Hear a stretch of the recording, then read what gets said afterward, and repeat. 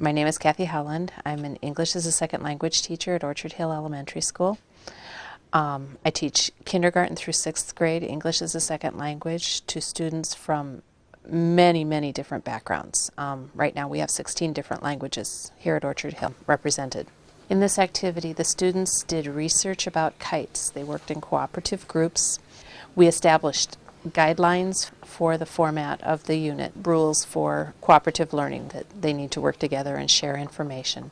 They did research about kites, and they chose which sections they were going to research, and then they compiled the information that each student gathered in their research and are in the process of putting this into a book, an informational booklet form. My objectives for this unit are for the students to be able to take a given topic and divide it into chunks that they can work with to seek information and to put that into usable form in some sort of a presentable format to demonstrate what they've learned in a language that's not their own. Part of those objectives involve developing language skills and the syntax and the semantics involved in using a language that's other than their own, but it's also the process of being able to show what they've learned and do research that will carry over into their content area classes. The primary assessment for this project will be the finished product. If they have a booklet that shows that they have been able to take the information and put it into a usable form, they have completed the process, they've met the objectives for the class. The students will also be doing some self-assessment, what I've learned, what I did, what I can do better. We did some of that in journaling today throughout the lesson. When we are finished, then the students will do a little bit deeper self-assessment. In the regular course timeline, this project or this unit would take about 2 to 3 weeks because I work in a pull-out setting with my older students, 2nd grade on up through the 6th grade. And because I schedule around all of the special classes such as physical education and music and art, the library time, and I also try not to pull them out of the academic core areas such as language arts and mathematics and science.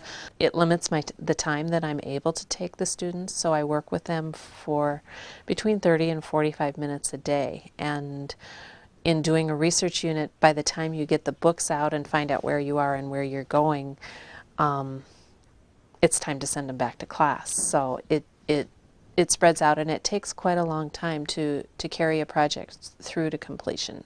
I chose this approach to doing research because the students have a lot of say in what they're going to do, and when they have that kind of a say, they take ownership of the project and come away with a lot of pride in what they've done. It also helps them maintain a real high level of enthusiasm throughout the entire project. I break the research process down into steps that are manageable so that they don't at any time feel too overwhelmed by what lies ahead. You know, they meet small goals at a time, and they feel like they're finding a large or a high level of success.